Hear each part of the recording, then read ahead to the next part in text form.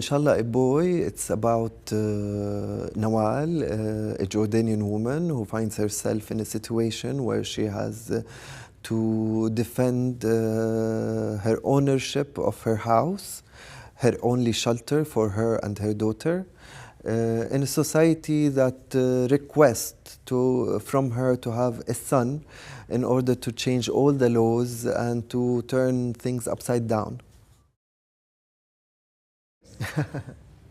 I like the virus.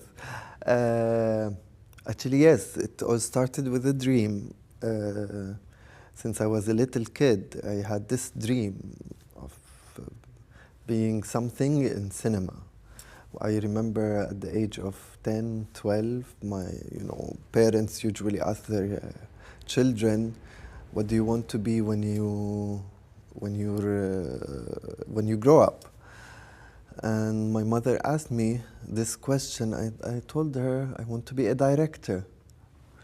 And at that age, I didn't know what director means, but I knew that I have passion for telling stories. And I want to communicate with the world by stories and by visual storytelling. Maybe because at that age I felt that it's the only way to communicate with people, because it's hard for me to make people to listen to me. So it was part of it, expressing my emotions, my interests, my all of these things through storytelling. So it started with a dream, and today I'm here.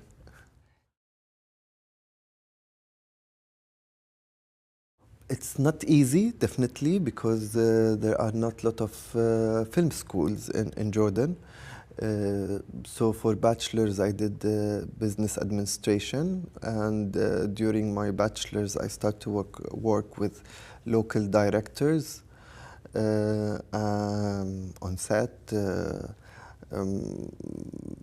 to be runner. Sometimes I deliver tapes, and sometimes I work as an assistant director on small commercials, corporate videos, stuff like that.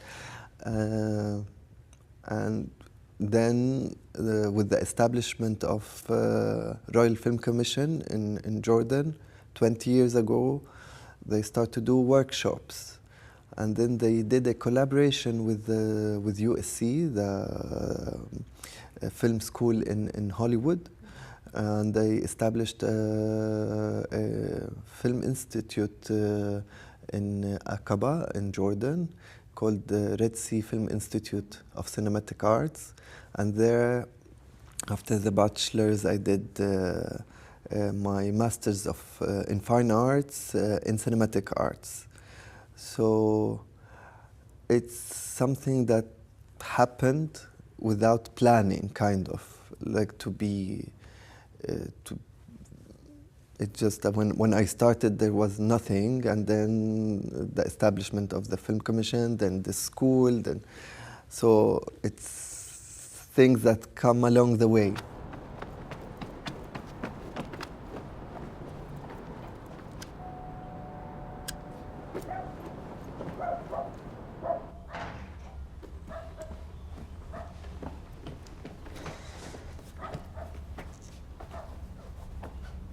تسلم راسك حبيبتي، قلبي معك.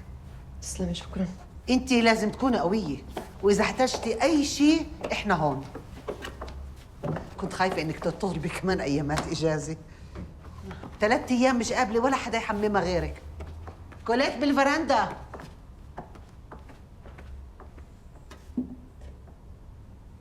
كيفك يا حلوة؟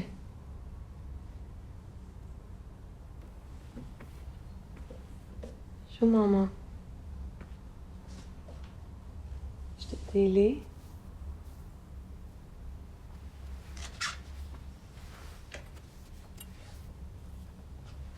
أنا كمان اشتقت لك.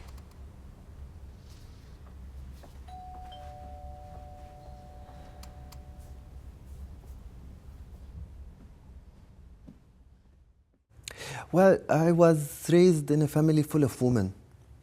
And these women were my model for how women should act. They were all strong, they were all smart, they were all fighters, and mainly most of them were suffering from the male figures in their lives. And since I was a kid, I was observing these stories, and these stories stayed in my head. Inshallah, a boy specifically, it was inspired by a close relative of mine who was almost in the same situation like my main character, Nawal. A woman who dedicated her life for her family, her daughters and her husband. And when she bought the marriage house from her own money, her husband insisted on her to transfer the house deeds into his name because he felt it's a shame for him to live in a woman's house. And she did that without thinking, maybe. And again, she thought that she's doing this for the service of her family. Years later, when he passed away, the family of her husband, they came and they told her, you know, according to the laws, we have part of the inheritance and we have a share in the house, but we will allow you to live in your house. And because they were financially well, but the sentence, we will allow you, it was a weird one to allow someone to live in their own home. So many questions was raised in my head. What if they don't? What if she says no? Is it possible for a woman to say no for all these laws and traditions? And what are her options? So all these questions fueled the idea of, Inshallah, a boy. So my childhood and my memories of the women who are around me, my mother, my aunts, my sister, my cousins, all of them, I felt like I need to use my talent to maybe give a voice for these women who are, again, strong and fighters. So this is how I wanted the woman character in the script. They are all fighters. They say no, and this is a big thing in the society.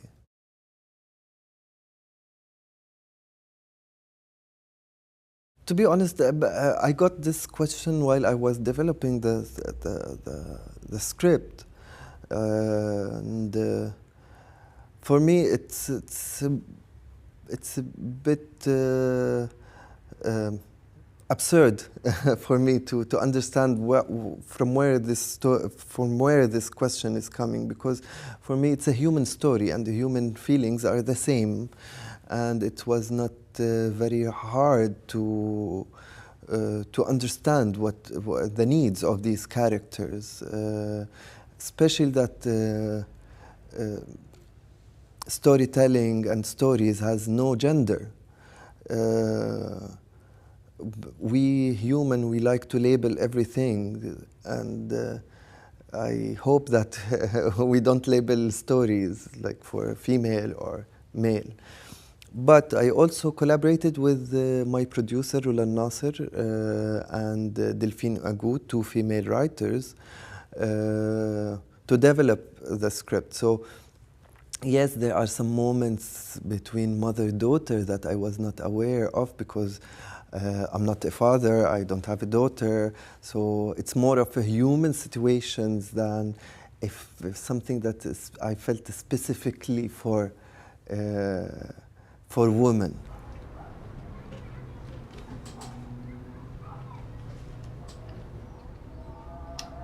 حروح المدرسة بكرة؟ لا.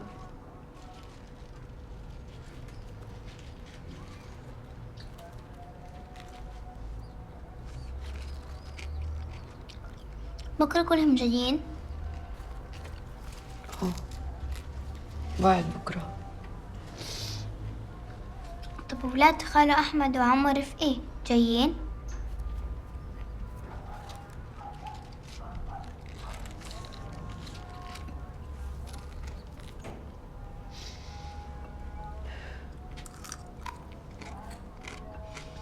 طب بابا الحسين من إذا ما رحت على المدرسة؟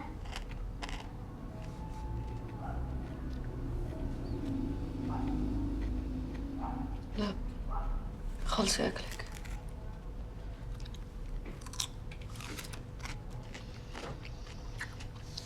بابا مات ولا توفى؟ مات وتوفى نفس الإشي. ليش؟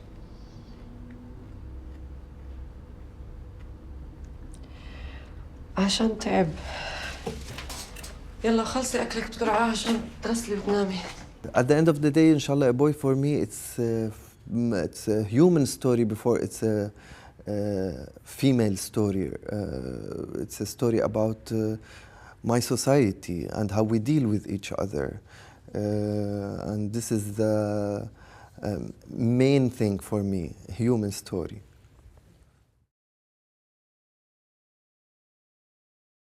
Inheritance laws, it's coming in the Jordanian laws, it follows the Sharia court, which is Sharia means it's the law that is coming from the Quran, explained by the people who explained the Quran. And it's very wide subject. So in the film here, we took a specific part of the Sharia laws that is related to the inheritance, where if a woman does not have a son, the family of the husband, they can share with her the inheritance from her late husband. And this is the backdrop of the human story that we're trying to tell in Inshallah a boy. في الحقيقة سيدي جوزي دين مني ورثة أبوي وشبكتي وحطيناهم دفعة أولى على البيت وأنا كنت أدفع من رواتبي لسددنا أقساط البنك. عندك إثبات على هذا الحكي؟ عقد بينك وبين زوجك؟ ورقة من البنك؟ لا ما في. إذا ما في أنا ما بقدر أثبت هذا الحكي عندي في المحضر. حدا فيكم سمع أو شهد الزوجة وهي بتقرض زوجها مصاري؟ المرحوم عمره ما جاب سيرة هذا الموضوع قدامي. طب المرحوم ما كان عنده مصدر دخل ثاني؟ سيدي المرحوم كان مدبر أموره لحاله، زلمة عمره ما كان أقل من مسؤولية أو كان مقصر. يا أختي أهل الزوج المتوفى لهم نصيب من الميراث عصبة في حال الزوج لم ينجب مولود ذكر من زوجته. يعني هم مسؤولين أمام الله وأمام الناس عن رعاية الزوجة وأولادها. يا سيدي أنو مسؤولية؟ بده يبيع البيت لياخذ نصيبه. هو مجبور بنفقة البنت، إذا ما رضي ادفع عليه قضية. It's not something I feel like it's related only to Jordan. I feel like it's something that is related worldwide. Like you see many laws that is calling for equality and more human rights and more women rights around the world. But in reality, things are not reflecting these laws. For example, what's happening now in the U.S. With the abortion.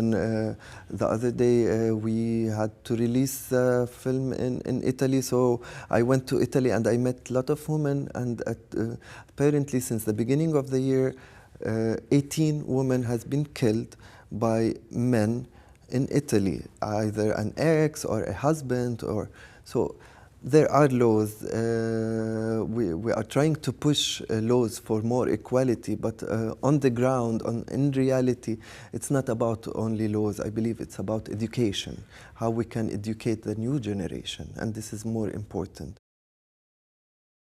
Nawal is a Jordanian woman. She is from a working class. She's from a middle class. She has one daughter, and she's been married since 8 years.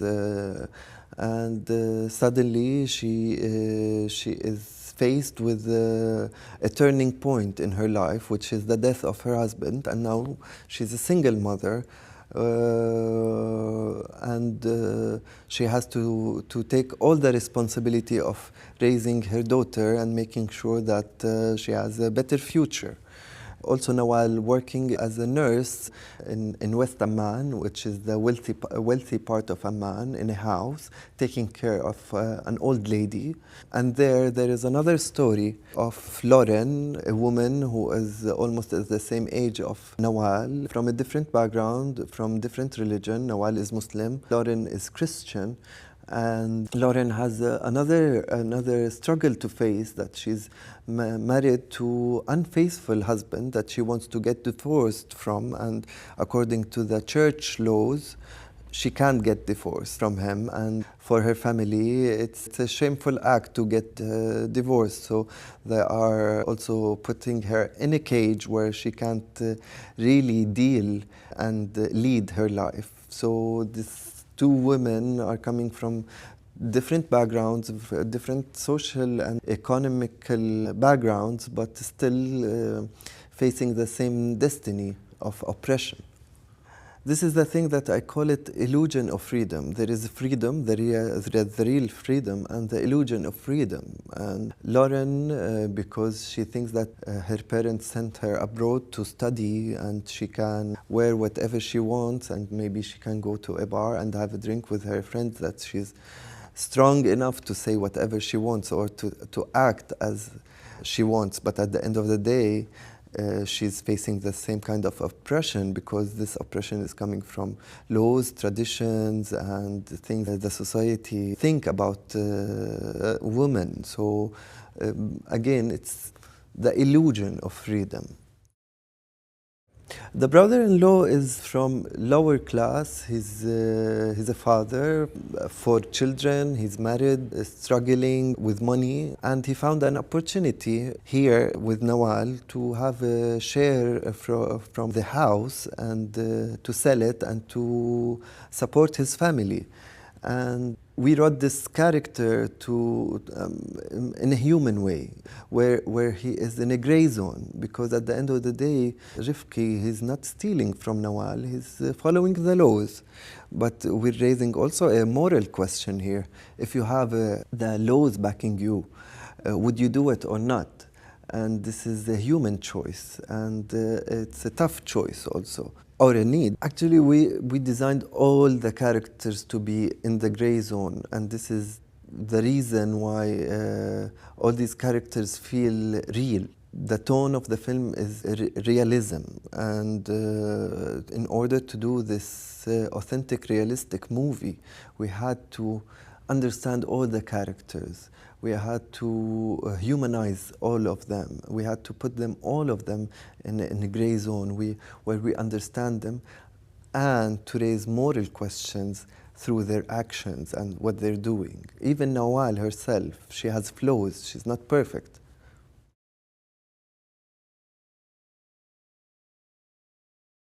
First of all, I love working with actors. I love actors, and it's one of my passions. It took me almost 2 years to lock the cast, because I was looking for the right person to do the characters that I've been painting for almost 6 years, and I was not only looking for talents, I was also looking for human beings. So part of the casting was not only to make sure that this actor is talented or fits the role. Also, I needed to understand them as their point of views of life in general, what they think about certain topics. So we had sessions where we talk and agree and disagree about many stuff. Also, I was observing their body language, how they stand up, how they walk, how they look, the tone of their voice, how many tones they have. It's just like a process that it took me time. If I would do it the same way, because it helped me to understand them very well, and to find the keys to give me the right emotion at the right time during the rehearsals and during the shooting. Because I know them very well. I know how they feel, or how they will react, and I know the range of the emotions they have, so I can use it very well for these moments, these specific moments in the story. We did a lot of rehearsals.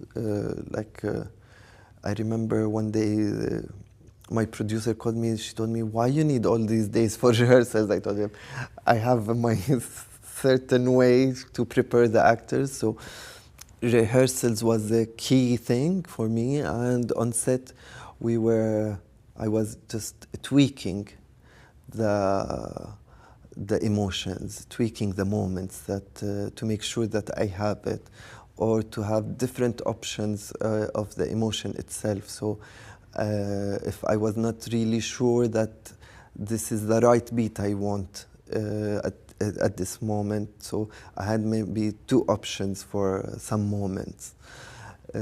It was very specific. It was very, now reflecting back at it, I think it was a very enjoyable moment. I felt that it was an enjoyable moment for the actors too.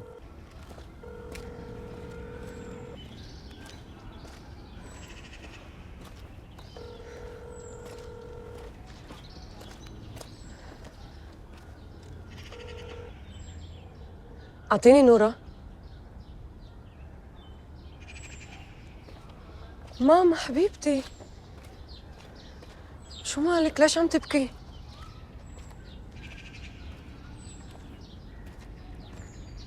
أنا منيحة ماما، أنا منيحة. أفطرتي؟ وجهزتي شنطتك؟ معلش احكي للمعلمة تسمح لك تتبع بكتاب اللي جنبك. يلا غسلي وجهك ماما عشان ما تتأخري على المدرسة. وأنا بشوفك المساء. وعد. يلا باي ماما. I didn't know Muna before I first time saw her in one of her previous work. Actually, for the character of Nawal, it went from one actor to another to make my mind. I changed from an actress to another until I saw a previous work of Muna. I felt immediately that she looks like that character I'm drawing in the script. It's very weird because usually I don't go for the looks when I'm doing casting. Looks is not something that will attract me. But for this specific role, her features was the closest to the character I was writing. And then I had this, she lives in Palestine, I live in Jordan, so our first meeting was through Zoom. And from there I started to develop a relationship with her and making sure that she has the capability and the range of emotions that can deliver the Nawal I want. Muna is very talented actress. She is very strong woman. She's a very smart woman. And her life experience also, I felt it would portray Nawal's struggle in the way I wanted. So we did a couple of scenes, then again I did a couple of meetings with her where we just talking about different stuff. And it was not a very hard decision to make, to choose her for Nawal. Nawal is a complex character. and to show all these inner struggles and conflicts needs certain type of actor that is able to destroy everything and build it again.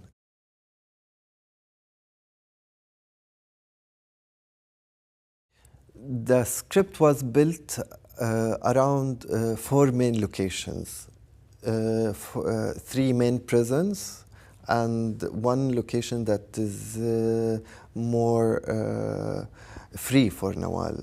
The first prison is her house, where she has to defend because it's the only shelter for her and her daughter. The second one is where she works as a nurse, where there are all the women in this house are trapped with also traditions and religion, and they can't move on with their lives, especially Lauren, who wants to divorce her husband, but she can't.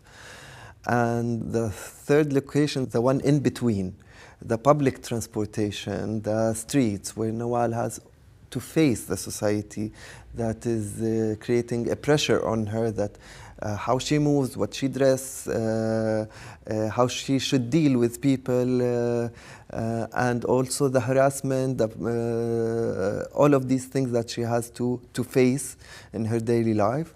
And the fourth location is the pickup, the car, which is a place where she can lead her life, a place with hope of freedom.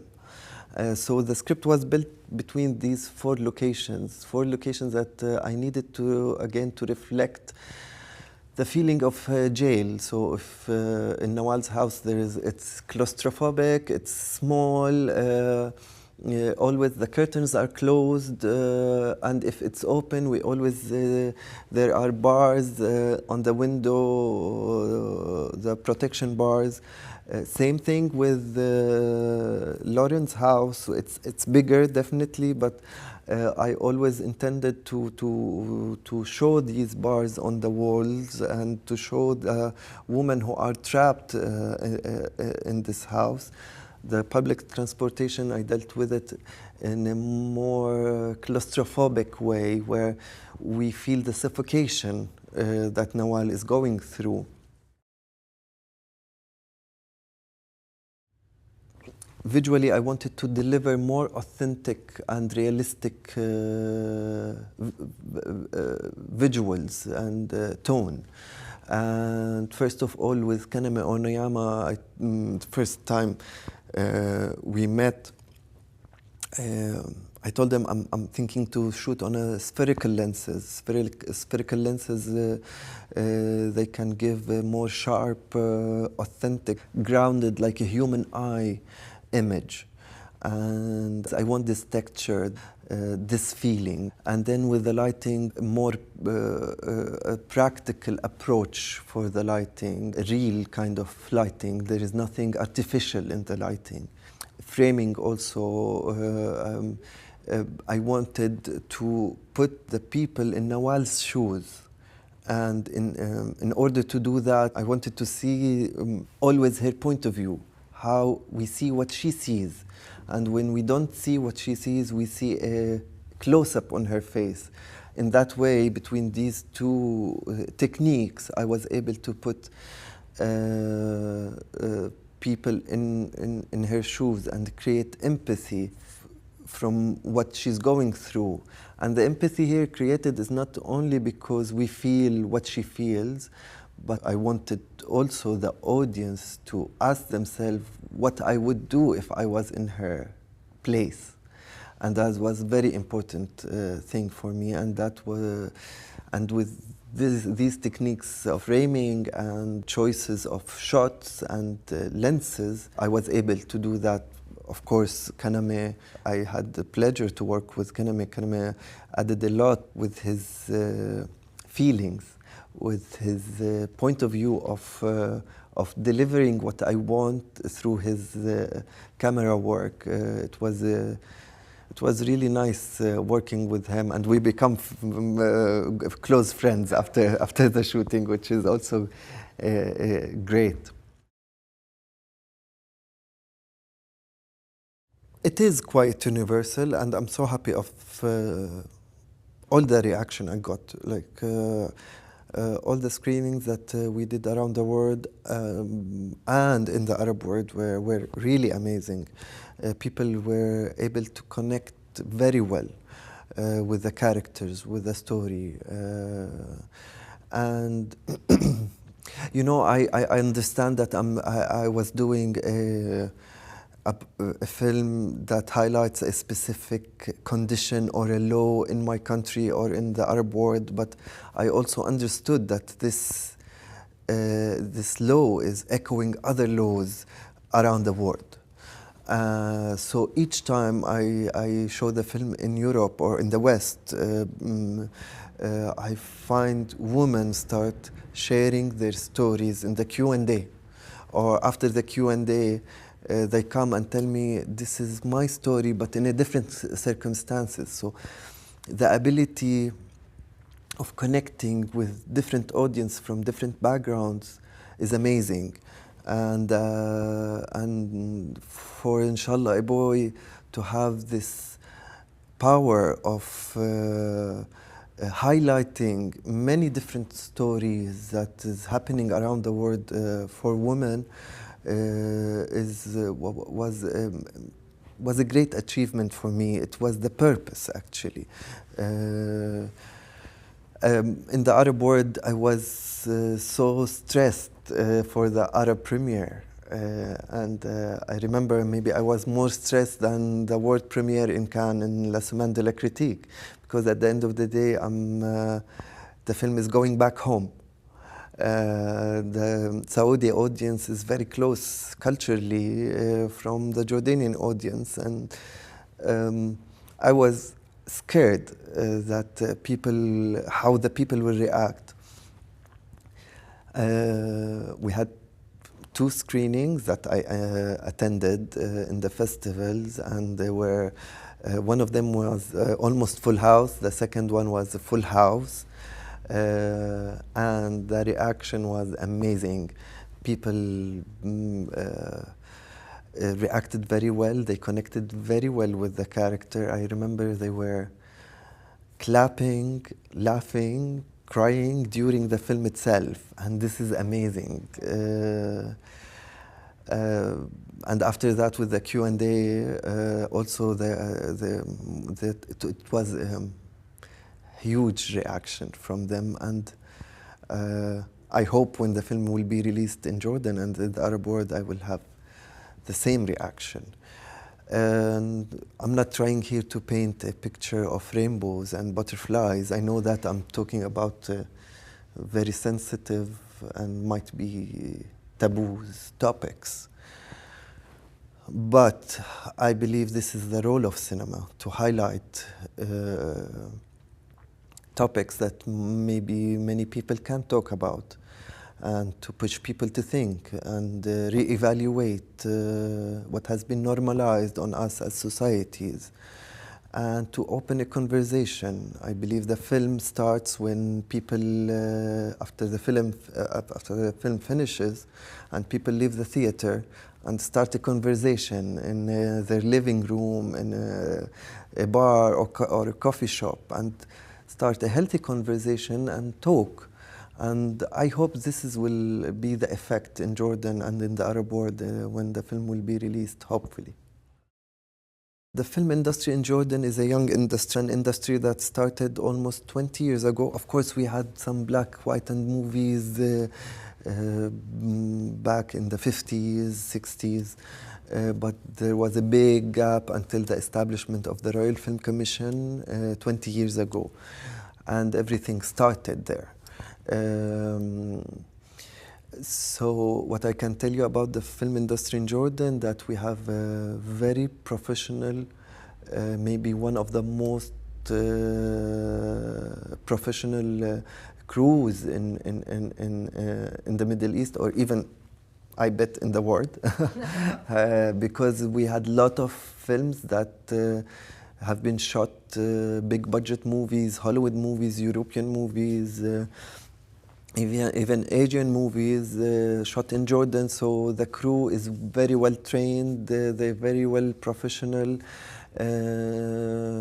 We are, most of us, we all know each other. It's like a small family. So in Inshallah Boy, all the crew were Jordanian except the DOP Kaname Onayama, who was from Japan. So it's not only about being professional, it's about being also storytellers in their own departments, which is something that I rarely find. That passion to tell a story, a Jordanian story, is something we have it in the Jordanian crew. For film directors and writers, maybe we don't have a lot of films yet, but we have good films. Most of the Jordanian films, they travel, they get selected in A festivals, they get good recognitions, and I think we are on the right path. I can't call it an industry, to be honest, because industry, it means something bigger, something depending on on a market, on a box office, and we don't have that. And usually industries, film industry is like in big industrial countries like the US or Egypt or India.